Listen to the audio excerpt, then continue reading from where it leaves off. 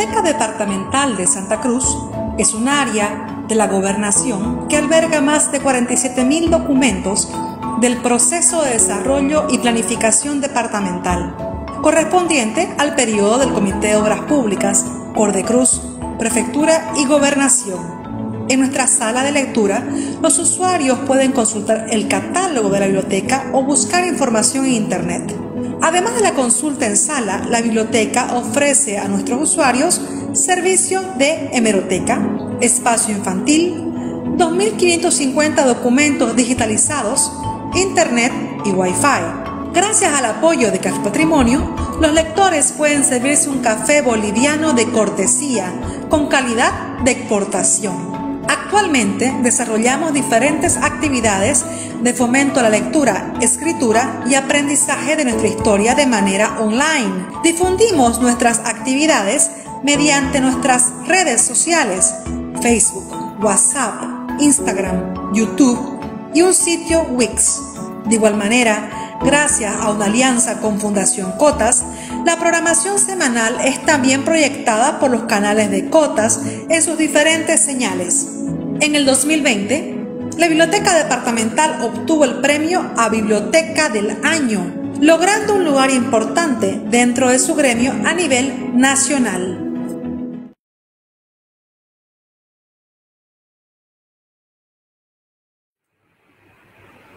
Muy buenas tardes. La Biblioteca Departamental es un área de la Gobernación de Santa Cruz, la cual alberga documentos históricos del proceso de desarrollo de nuestro departamento, es decir, material bibliográfico y también material gráfico desde 1960 a la fecha. Con el objetivo de acercar a nuestro público a la lectura, a la escritura, a nuestros gestores culturales, escritores y también el aprendizaje de nuestra historia, venimos realizando diferentes actividades de manera presencial y también virtual. Esta tarde, como parte de nuestras actividades virtuales, les presentaremos una conferencia. Quisiéramos iniciar la tarde en compañía de Café Patrimonio, un café nuestro, un café boliviano, el cual nos acompaña en cada una de nuestras actividades y que este año, de igual manera, podrán ustedes disfrutar en las instalaciones de la Biblioteca Departamental. Y pueden también pasar a disfrutar con una muy buena compañía en la Avenida San Martín, calle 5 Este, en Demos Café. Quisiéramos agradecer de igual manera a Fundación Cotas por abrirnos las puertas para llegar a sus hogares a través de la pantalla chica. Fundación Cotas tiene como misión promover los valores y principios del cooperativismo, apoya, fomenta y desarrolla actividades de educación, capacitación y formación cívica ciudadana. Esta tarde tendremos como conferencista invitado para darnos en realidad un taller al señor Alfredo Rodríguez, un gran amigo de la Biblioteca Departamental. El señor Alfredo Rodríguez es escritor y periodista. Ha trabajado en los principales medios de comunicación de Bolivia, es consultor externo en instituciones de desarrollo y agencias de cooperación. Es docente universitario y dicta talleres relacionados a su ámbito profesional. De igual manera, es presidente del Comité de Literatura Infantil y Juvenil de Santa Cruz, CLICSAN, y esta tarde nos presentará el taller Introducción al taller básico de ortografía. Muy buenas tardes, señor Alfredo. Bienvenido. Saludos cordiales. Querida Josana, muy buenas tardes. Muchísimas gracias por la oportunidad de volver a encontrarnos. Una muy grata razón, como es la de acercar a toda nuestra audiencia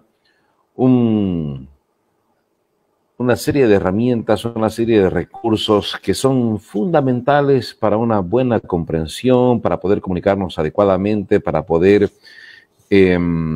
escribir como se debe. Hace mucho tiempo vengo trabajando yo en una cruzada para fomentar la buena escritura a través de una actividad que se denomina Taller de Redacción para No Redactores, en el entendido de que todos necesitamos elaborar mensajes, todos necesitamos escribir, todos necesitamos desarrollar todas nuestras capacidades de expresión escrita.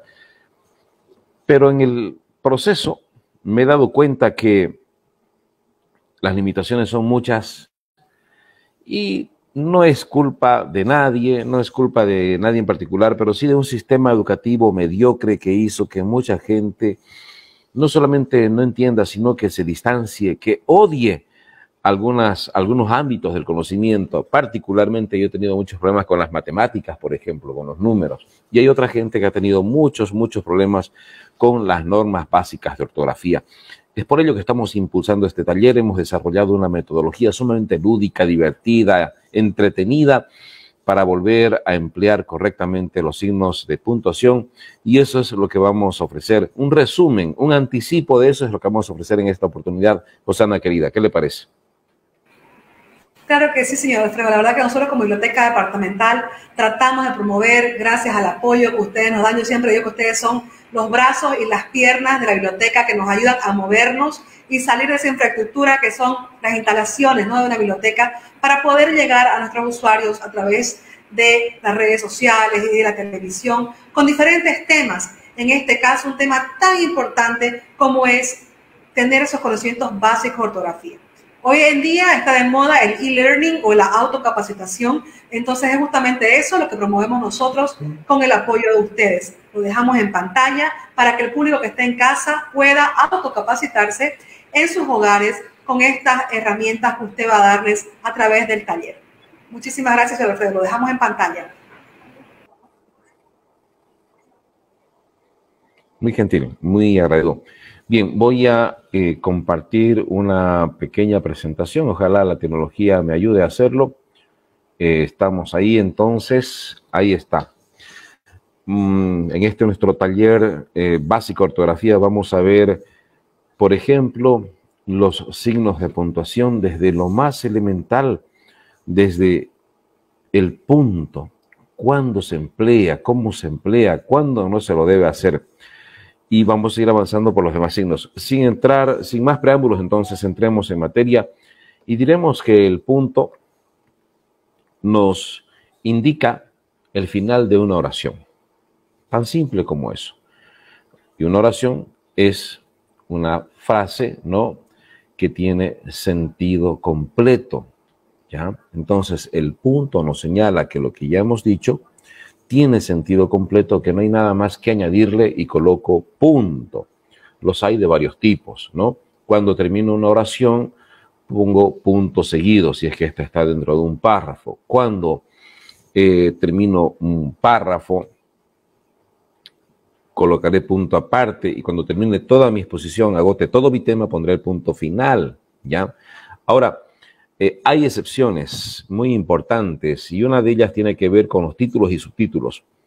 Si ustedes entran a una página de una publicación cualquiera, de un periódico cualquiera, por ejemplo, verán ustedes que ningún título lleva puntos. Los títulos y subtítulos van sin punto y siempre en la primera letra con mayúscula, ¿ya? Para cualquier tipo de documento, los títulos y subtítulos no llevan punto, mucho menos eso de punto y guión o punto y rayas, ¿no?, como nos enseñaron insistentemente algunas maestras en colegio. Nada, no va nada. Y la otra excepción importante es que si la oración termina en un signo de interrogación o de admiración, tampoco es necesario poner punto. No hay necesidad de duplicar los signos, de colocar dos signos juntos. Eso es muy importante, ¿no? Aquí hay un ejemplito, les decía yo, ¿no? Después de una oración, la bandera boliviana tiene 3 colores, rojo, amarillo y verde, punto seguido, porque ella acaba, ahí tiene idea completa esta oración, y luego vendrá la siguiente oración, ¿no? Igual terminará con un punto seguido, y cuando termina todo el párrafo va el punto aparte, ¿de acuerdo? Eso para empezar. Es muy importante recordar, por ejemplo, el uso del guión y la raya, dos signos muy parecidos, pero no exactamente iguales. El guión es una línea horizontal pequeñita y la raya también es una línea horizontal, pero un poquito más grande. Y tienen diversa razón de ser, tienen múltiples usos. No es lo mismo, no debemos confundirnos, por favor. Veamos para qué sirve cada uno. El guión, por ejemplo, tiene múltiples usos. Ya sirve para unir palabras compuestas, es decir, aquellas palabras integradas por dos expresiones, dos términos, pero que expresan una misma idea, un mismo concepto. Por ejemplo, miren el último ejemplito. el conflicto palestino-israelí. Si bien son dos países los protagonistas, pero estamos hablando de un conflicto, ¿no?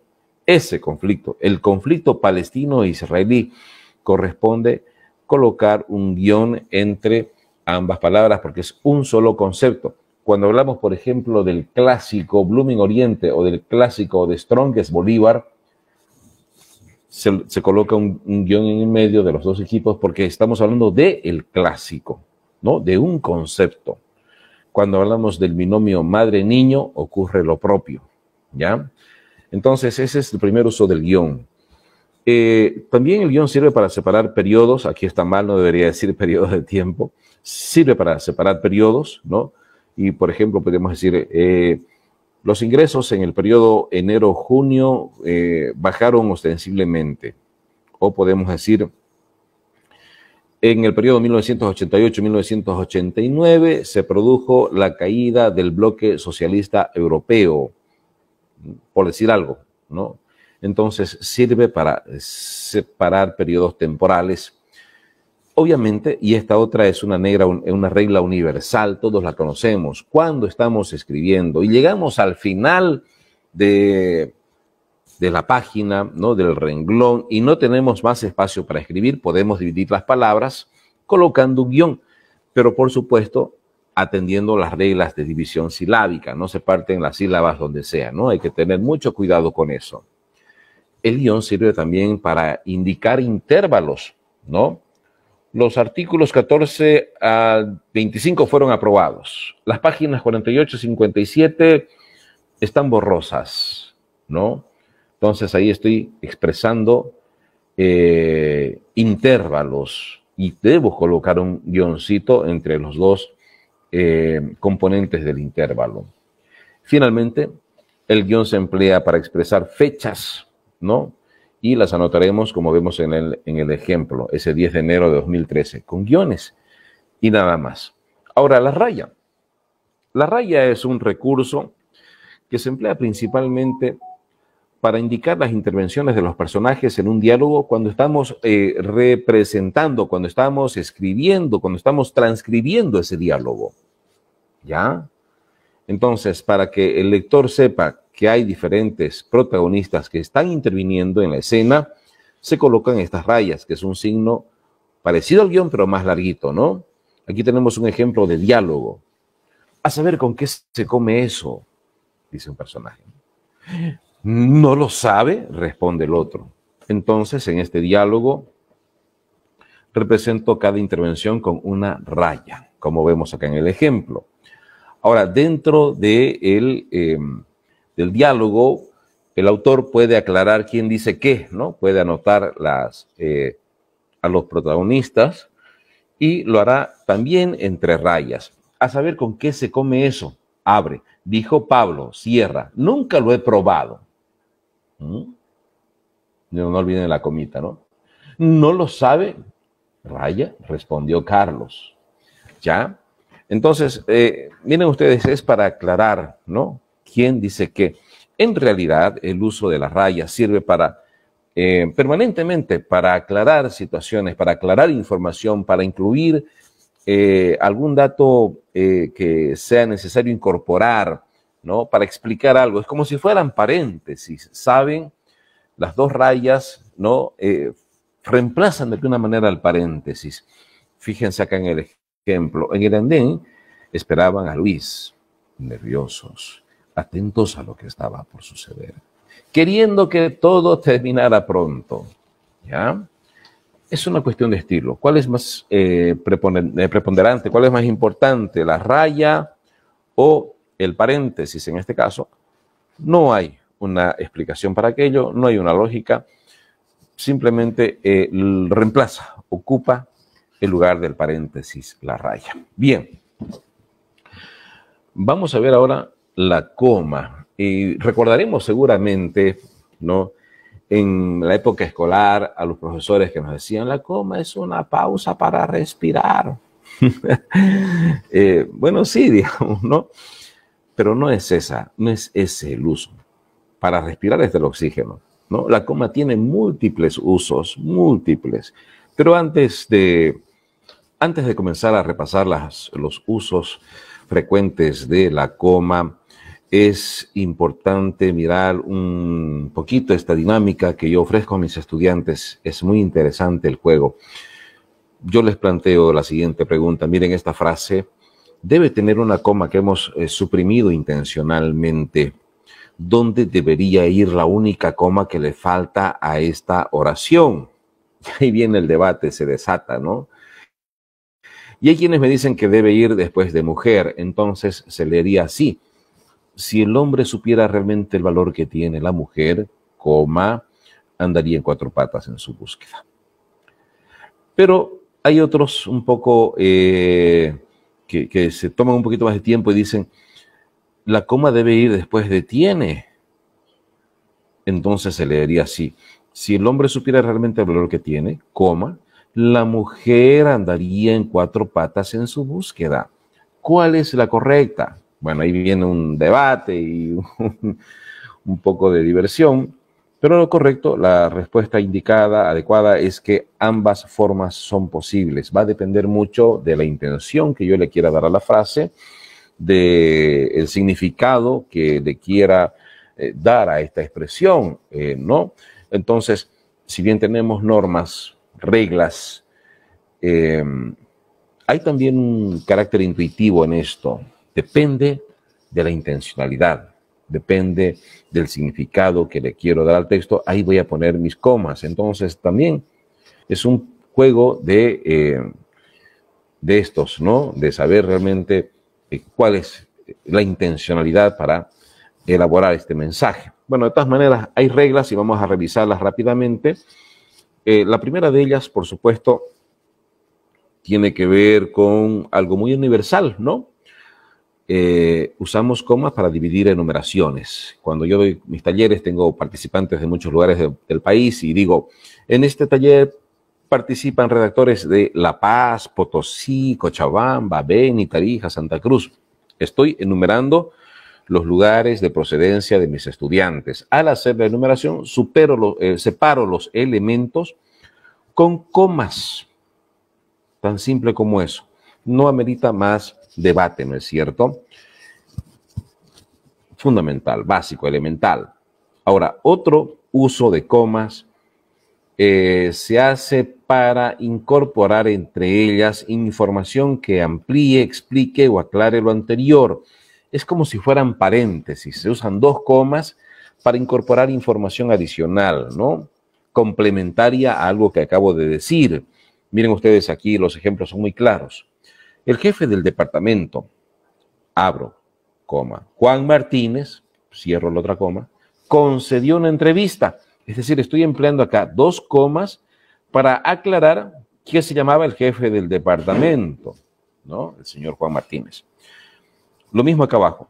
Los estudiantes, coma, todos provenientes de Tarija, coma, visitaron las instalaciones. 2 comas como si fueran paréntesis para explicar de dónde provenían los estudiantes.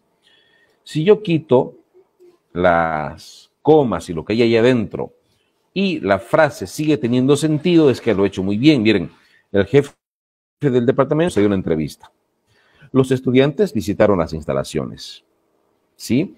Entonces, colocamos entre 2 comas, como si fueran paréntesis, información que amplíe, explique o aclare lo anterior.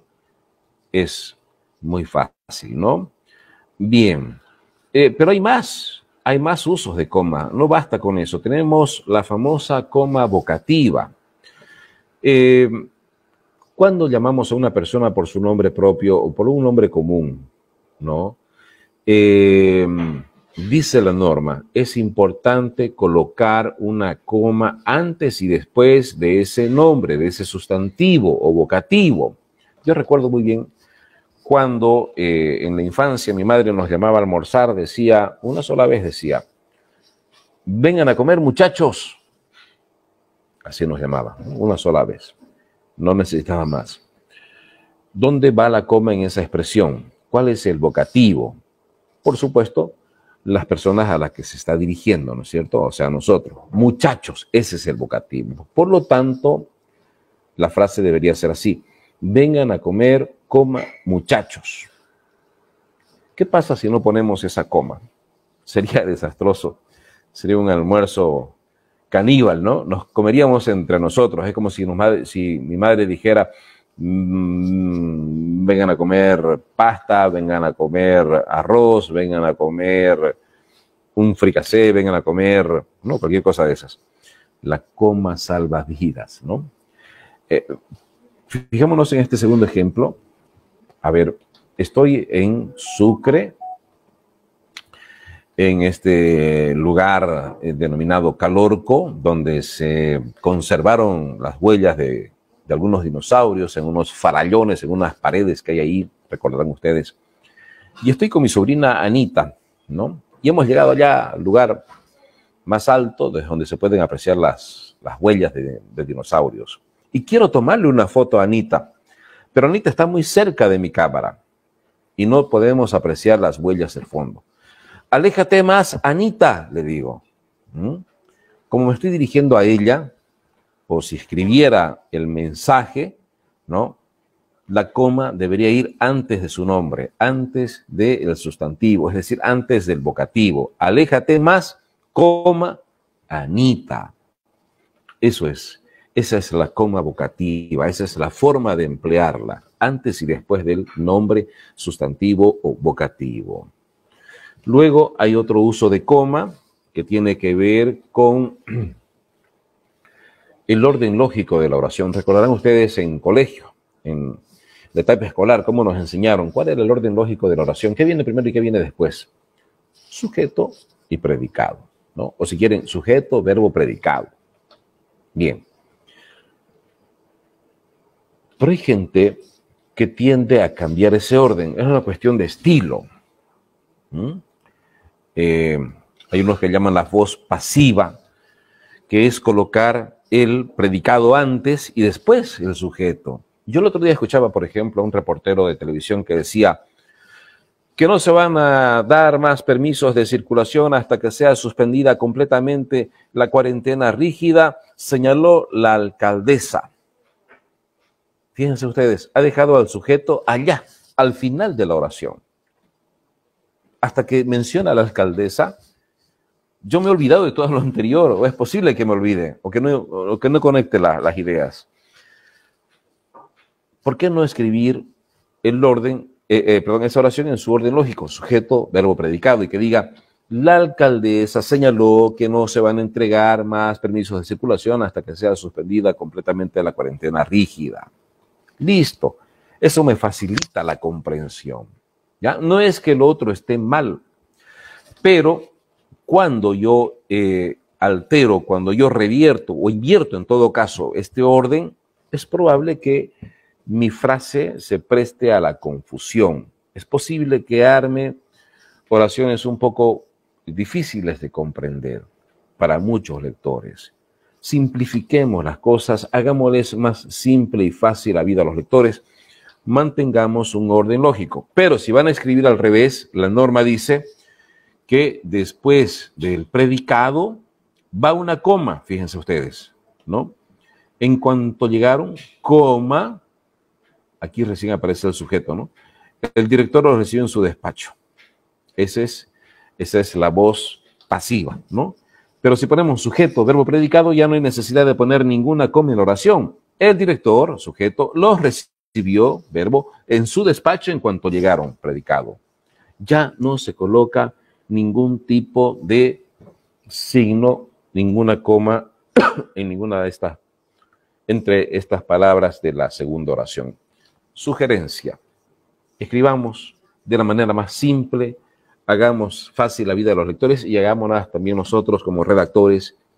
Escribamos sujeto, verbo, predicado. Bien. Esta otra norma es demasiado importante.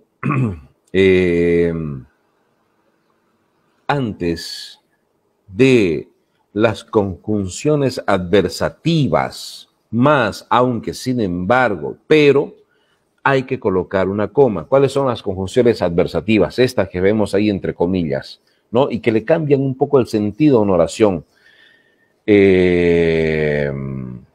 Lo sabía, pero no hizo nada, ¿no? Imagínense la escena de un crimen donde hay un testigo, ¿no?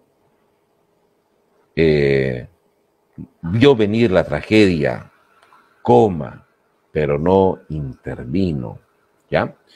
Entonces, dice la norma que antes de pero, más, aunque, sin embargo, es necesario poner una coma, ¿ya?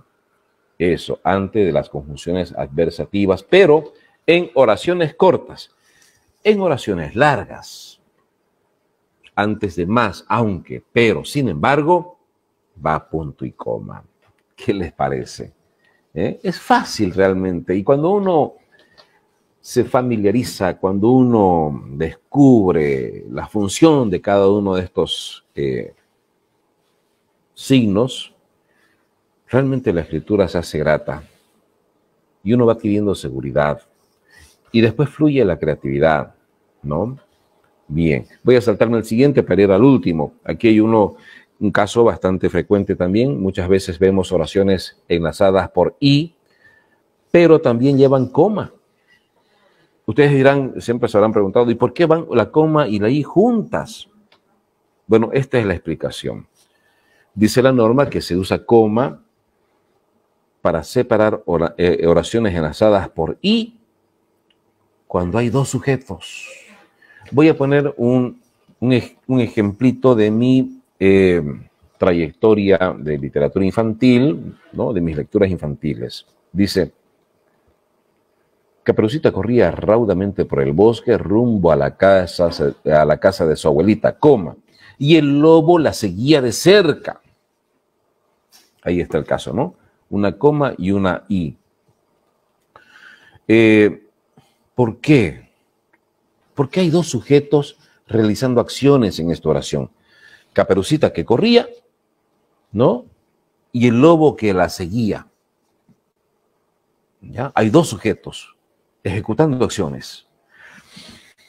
Debe ir la coma antes de la i. ¿Por qué? Porque si no le pongo esa coma, es posible que se preste a la confusión. Y diríamos: Caperucita corría raudamente por el bosque rumbo a la casa de su abuelita y el lobo, ¿no? Es como si la abuelita y el lobo vivieran juntos, ¿no? Entonces, para separar las acciones, separar las ideas, pero que están relacionadas al mismo tema, colocamos una coma antes de i, cuando hay dos sujetos.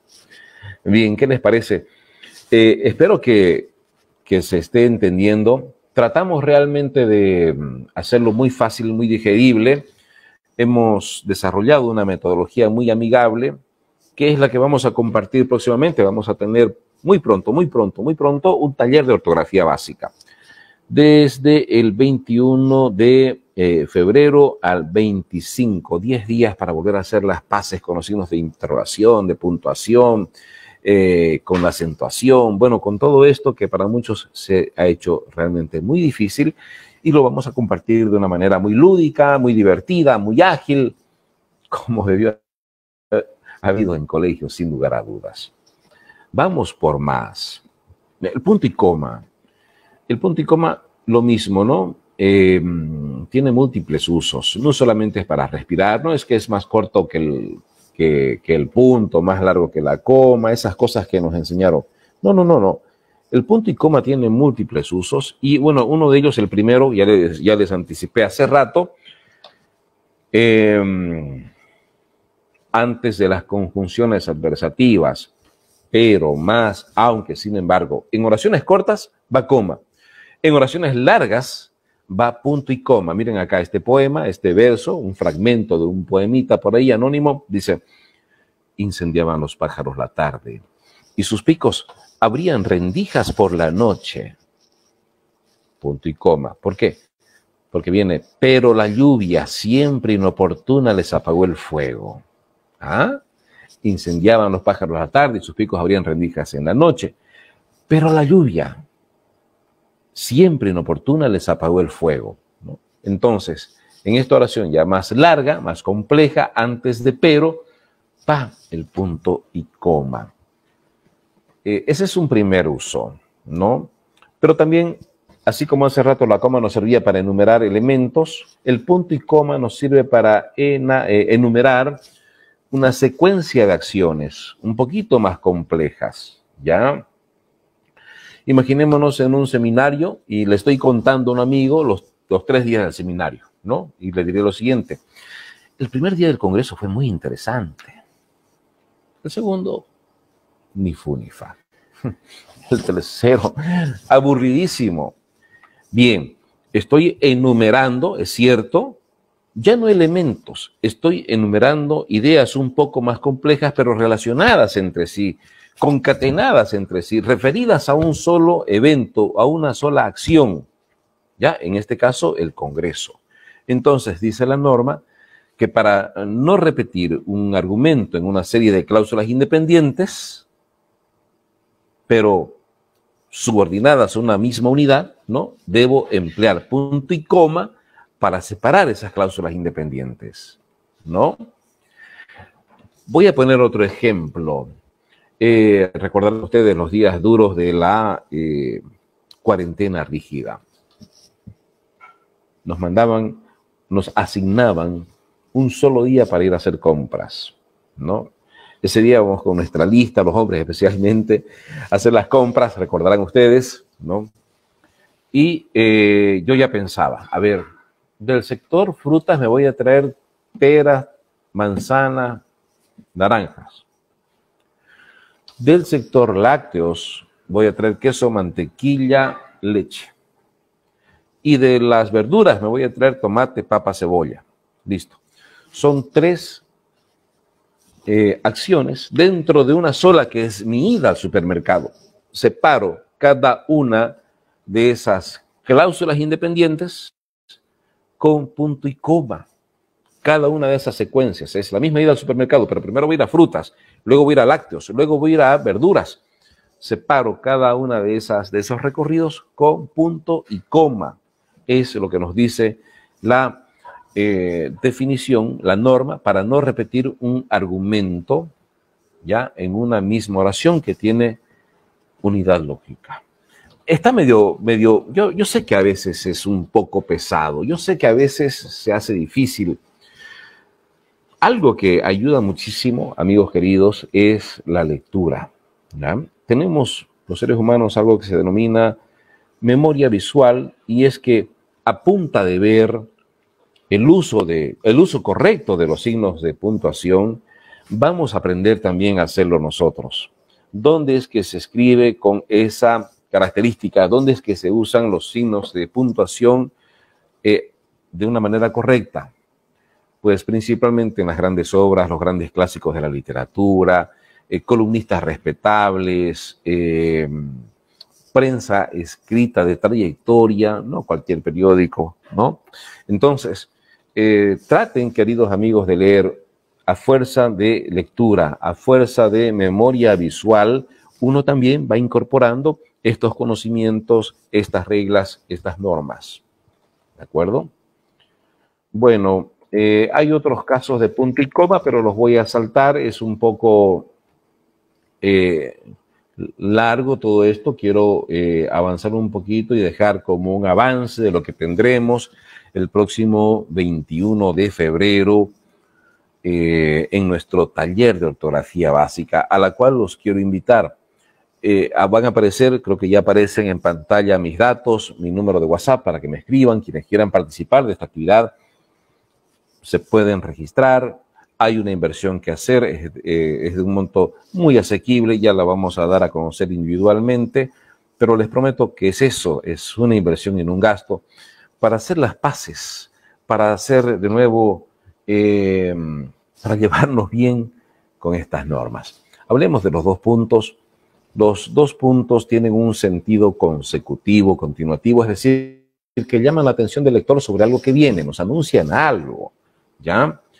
Y también tiene diferentes usos. Principalmente los 2 puntos, por supuesto, todos lo sabemos, se emplean para el encabezado de una carta, ¿no? Después de la fórmula que encabeza, dice un escrito, ¿no? El distinguido doctor Pepito Pérez, 2 puntos. Querida mamá, 2 puntos. Excelentísimo presidente, 2 puntos, ¿no? Esa es la primera norma. Pero también se emplean antes de colocar, antes de transcribir una cita. ¿Qué es una cita? Es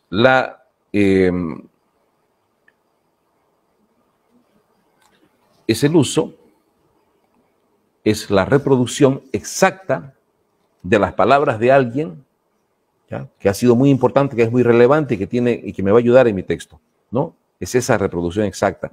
Y como es la frase de alguien, debo colocarla entre comillas, con mayúsculas inicial, y va antecedida de 2 puntos, ¿ya? Recordaremos, por ejemplo, al héroe del Topáter, don Eduardo Baroa, ¿no?, y su famosa frase.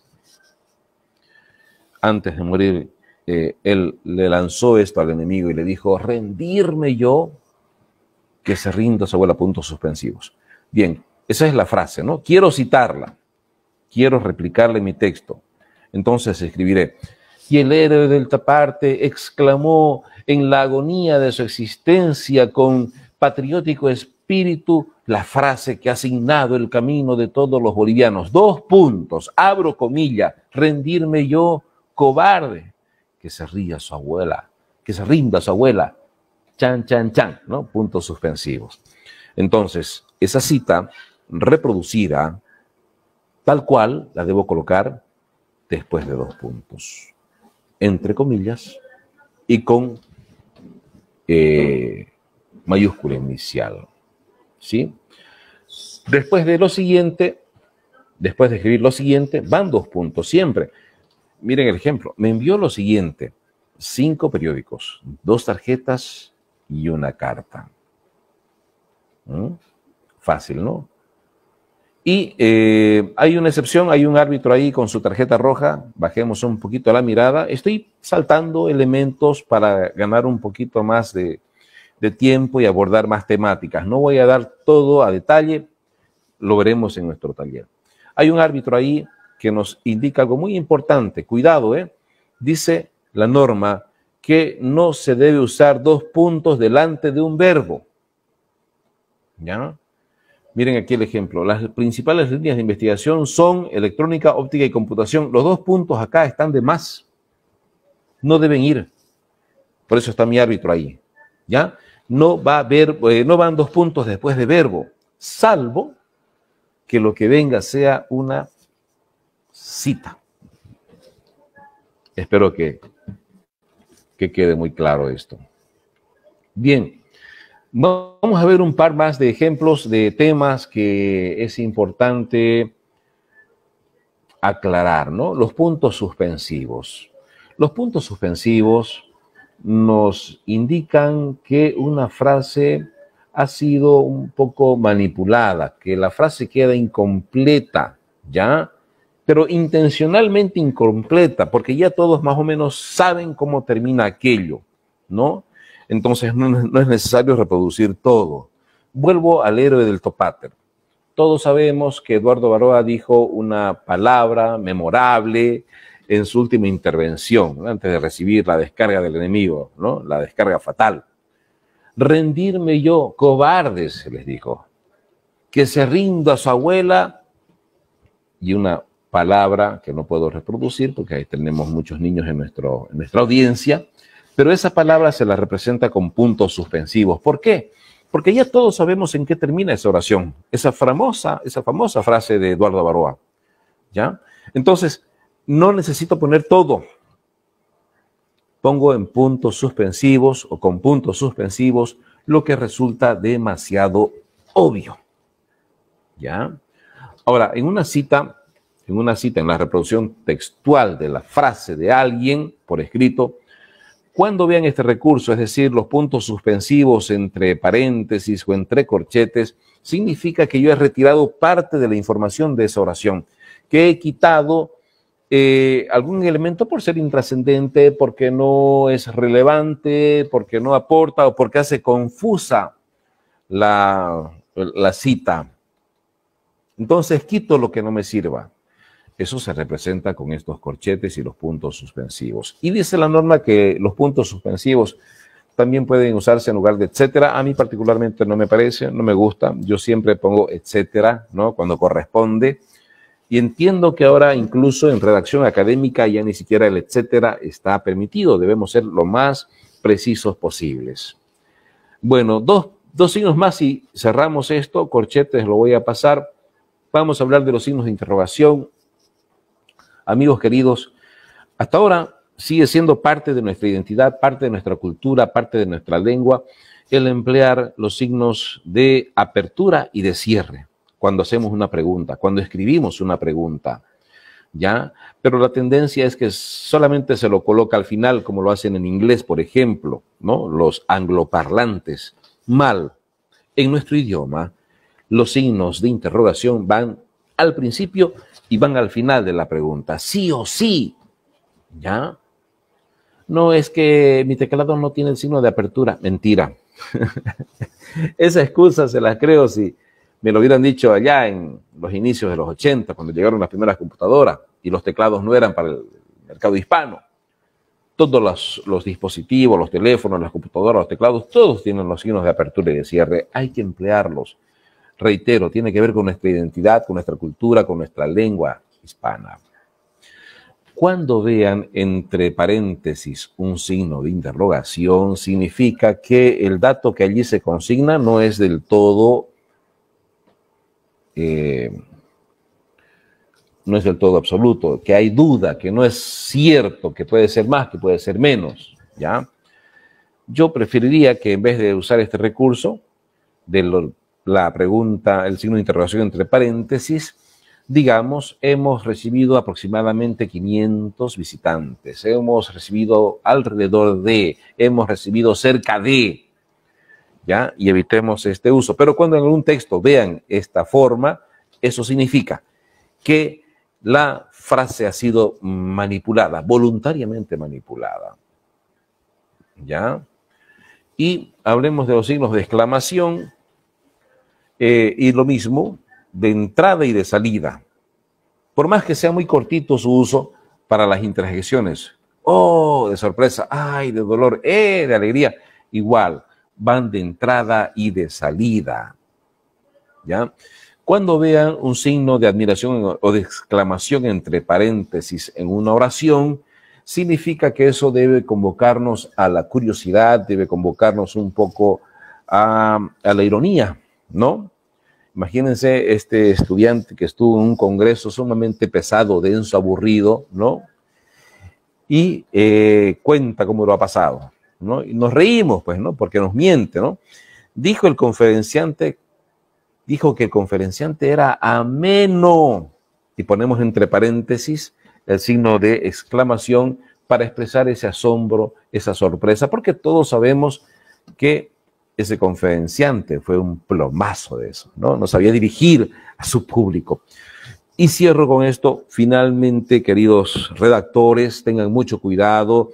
Los signos de exclamación y de interrogación van, sí, uno al inicio, otro al cierre, y no es necesario poner más, no es necesario atiborrar de signos de admiración o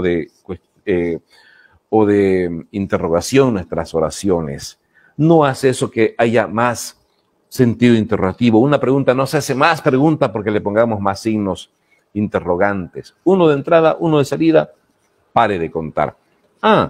Y una yapita, algo muy importante, el apóstrofe. El apóstrofe que antes se empleaba para hacer una suerte de contracción, una suerte de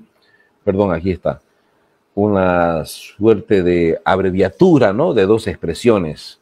Se lo usaba en el antiguo español, así como vemos en el ejemplo, pero ya no. Ha pasado a la historia aquello, ¿ya? Y el apóstrofe tiene otro uso. El principal de ellos tiene que ver con la reproducción de expresiones del habla popular de nuestros pueblos, ¿no? Para reproducir cómo hablan nuestra gente, ¿ya? Ahí, por ejemplo, tenemos a un papá mexicano que le dice a su hija, sacúdete el vestido, hija, para que vayamos para el pueblo, le dice, ¿no? Ese es el papá mexicano, ¿no? El propio. No le va a decir nunca, sacúdete el vestido, mi hija, para que vayamos para el pueblo, ¿no? Estoy reproduciendo la forma cotidiana, vulgar, de hablar de los mexicanos. Ellos hablan así, ¿ya? Y para eso empleo los apóstrofes, nada más, nada más. Ahora, hay errores. Muchas veces empleamos los apóstrofes más una S para tratar de pluralizar una sigla, ¿no? Aquí está, esto de aquí abajo, ¿no? Dice, varias ONGs han surgido en los últimos años. Es incorrecto, ¿ya? No hay necesidad de poner apóstrofe y S para referirnos a las ONG, ¿ya? Basta con que yo diga las ONG, las TIC, los POA, los PDM, sin apóstrofe y sin S, igual se entiende. Bueno, hasta acá, amigos queridos, he querido intentar un pequeño resumen de nuestro taller, un adelanto en realidad de esta actividad que tendremos muy pronto nuevamente en cartelera. Así que espero que esta pequeña introducción los anime, los entusiasme para que se sumen, para que recordemos estas normas elementales. Y lo vamos a hacer, ya les digo, con mucha práctica, con una presentación muy lúdica. Nos vamos a divertir un montón. ¿Qué le parece, Josana querida? ¿Cómo lo ve? La verdad que muchísima información, señor Alfredo. Yo creo que la gente en la casa estaba así, con los ojos abiertos, grandotes, para poder grabar todo en la mente, porque son hartísimas tips y herramientas que nos ha dado en este taller de introducción al taller básico de ortografía, introducción al taller básico de ortografía. Este taller el señor Alfredo lo va a tener después, con un poquito más de tiempo y detalle, para poder explicárselo a todos ustedes. Es del 21 al 25 de febrero, ¿cierto, señor Alfredo? Correcto, con más detalle, más amplio y con más práctica, porque esto es escribiendo. Entonces, vamos a escribir oraciones, voy a hacer dictados como lo hacíamos en colegio. Y cuando los estudiantes fallen, cometan errores, lo voy a hacer repetir 100 veces las palabras erradas, así como hacía la profe Juanita, ¿no? O la profe Martita, nuestras profes de la infancia, porque créanme, ese fue un método muy útil, ¿no? Para no cometer esos errores. Es que hay algo que también hay que mencionarlo. Se cuestiona mucho la famosa educación memorística, dice. No, no es una educación memorística. Memorizar tiene su valor, es importante.